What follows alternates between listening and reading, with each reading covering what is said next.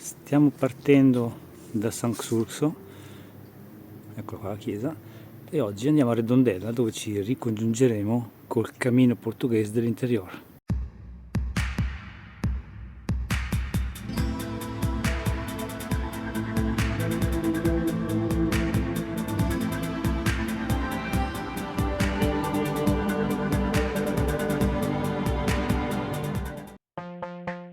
È uscita la luce, stiamo seguendo il tracciato di Gronze, quello basso, e stiamo andando verso Vigo che era davanti a noi.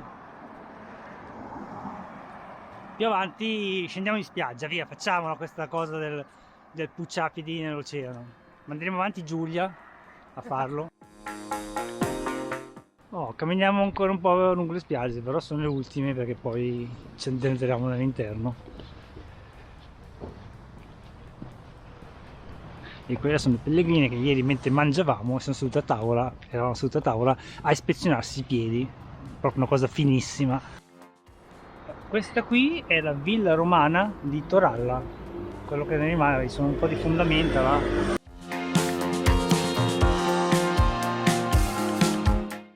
E davanti a noi di nuovo le spiagge, sì, vedete? C'è un po' di fondamenta, c'è un percorso piccolino coi pannelli.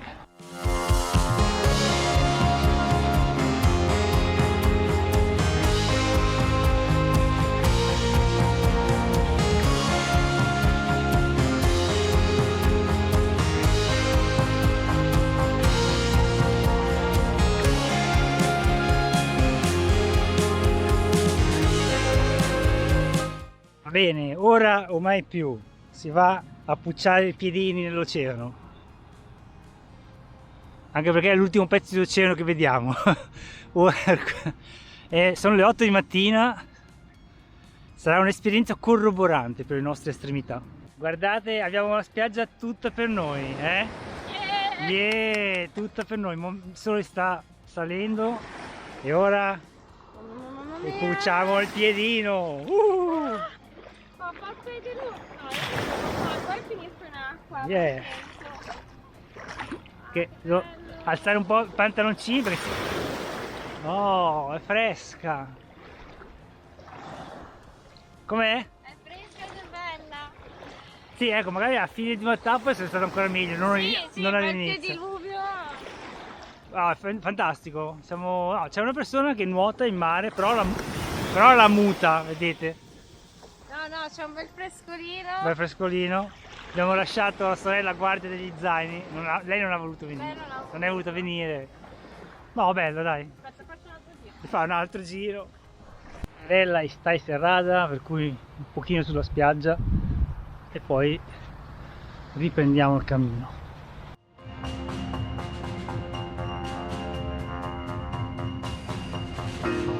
È anche un bel colore l'acqua.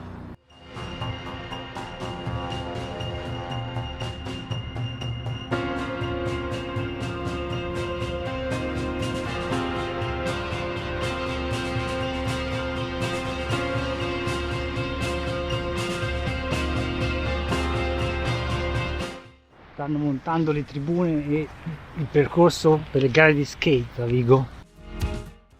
Qui sul lungomare di Vigo ci sono tutte queste piscinette di forma strana, tipo questo è un circuito, lì un'altra, dietro ci sono più due, cioè sono carine, però sono piene di piume che galleggiano, per cui penso che i gabbiani ci facciano di tutto in quelle piscine lì, ma non so se poi più avanti le aprono e le puliscono, chi lo sa. Intanto si cammina verso Vigo, cioè siamo già a Vigo ma verso il centro. Per lamentare, sono stanchi, fa male le gambe, qua e là, poi ti distrai un attimo a mangiare. Vieni qua, dai, conserva le forze per il cammino. Era carina. Tantissime palestrine da porto qui, tantissime palestrine non vandalizzate, Non come in Italia. non come in Italia. Oh, ma sapete che siamo nel territorio di Vigo ma siamo ancora a 4 km dal centro di Vigo? Non pensate, siamo arrivati, no, col ciuffolo. Il granchio è il simbolo di Vigo e poi un bel granaio galiziano lì in riva al mare, però l'hanno portato apposta, dubito che qua ci fosse un contadino che coltivasse la spiaggia con un successo della Madonna. E guarda il sasso là, di pitturato a tartaruga, carino, tartaruga gigante. Non so se mi sta facendo venire voglia di mangiare polpo, mi sta facendo passare del tutto quel murale lì, bello e bello, però è minaccioso. Dopo aver lasciato il lungomare, diciamo che l'attraversamento di Vigo è molto molto dimenticabile, ecco, non è questa esperienza, solo che, permettetemi un po' di polemica, io lamentele le sento solo quando questi attraversamenti li fate sui cammini italiani, poi venite in Spagna e accettate qualsiasi cosa. Vabbè, comunque arrivati a Vigo siamo a 2/3 di tappa, perché il centro è circa 1 chilometro davanti a noi. Arrivati alla Praza do Porto Pesqueiro. Per me, cioè, dai nomi delle strade, da quello che si legge, sembra essere ancora in Portogallo comunque. La ricerca del serio.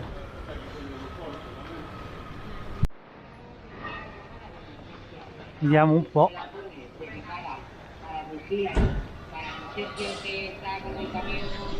Alla ricerca dell'officina del turismo.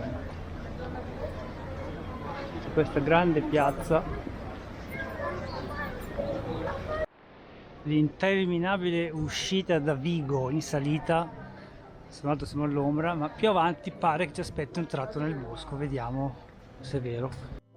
Sotto di noi il Rio Vigo, fiume. Insomma, è la tappa più brutta di questo cammino finora, si è rivelata. Insomma, se qualcuno dovesse decidere di saltarla e di farla in autobus, potrei capirlo. Vabbè, noi la facciamo a piedi, giustamente. Stiamo andando a prendere la senda da Auga, speriamo che migliori, perché francamente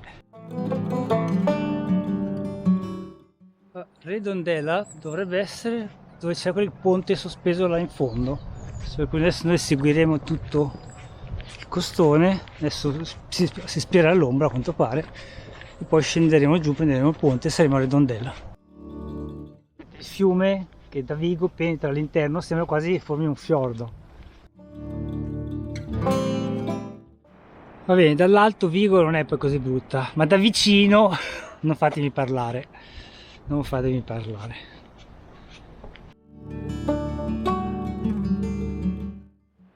Il ritorno dei Moon che erano spariti, per cui il Moon del 100 ce lo siamo persi, poi siamo a 96, 4,40.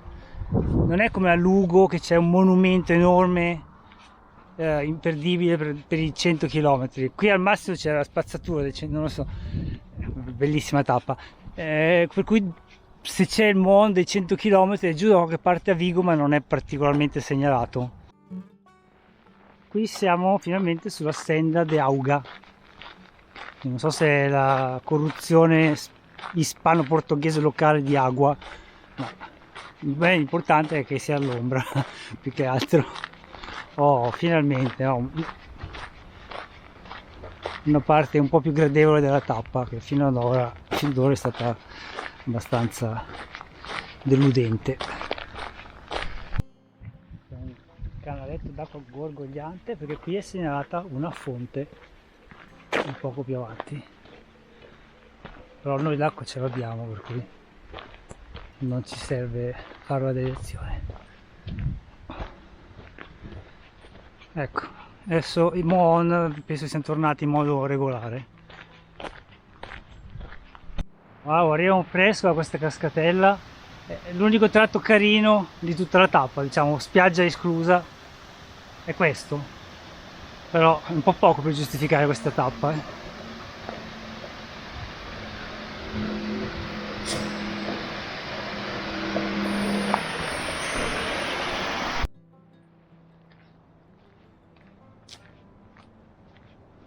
Il pesce, stasera pesce.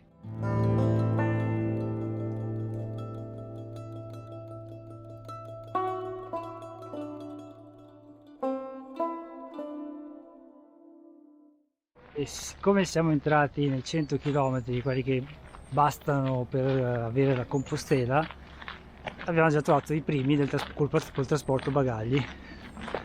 Questi camminatori francesi sono lui con lo zaino piccolo e vanno spediti. È un altro modo di fare questo cammino. Insomma, un po' uno spreco venire qua per fare solo 100 km, però se hanno poco tempo. Va bene, 6 km all'alberghe.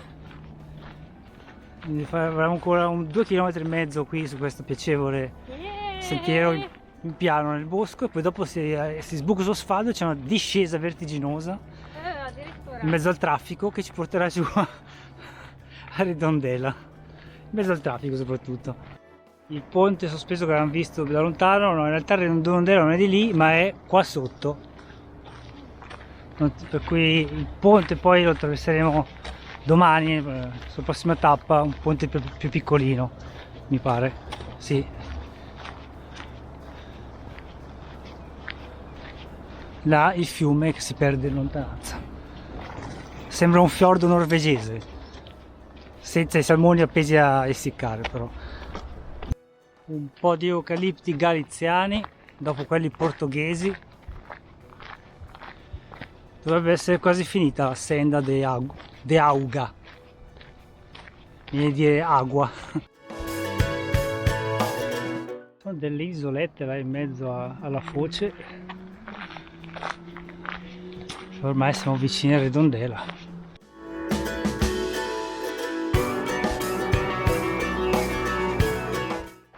Rinfrescarsi a una fontanella. Questa probabilmente non è potabile, però magari non vi succede niente se la bevete. Vogliamo provare? La facciamo bere a Giulia? No. Redondela è questa qui sotto, dovremo solo scendere. Solo. E qua si fa l'ingresso a... Porca. Sai che ci metto la musica. Mi sono dimenticato il nome, a Redondela, dai.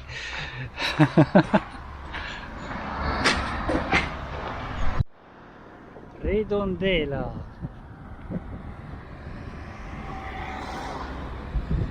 E questa è la via su cui ci sono tutti gli alberghi, solo che il nostro è l'ultimo. Vabbè, pazienza. Ma perché gli alberghi sono sempre in salita? Gli ultimi 200 metri. Mamma mia.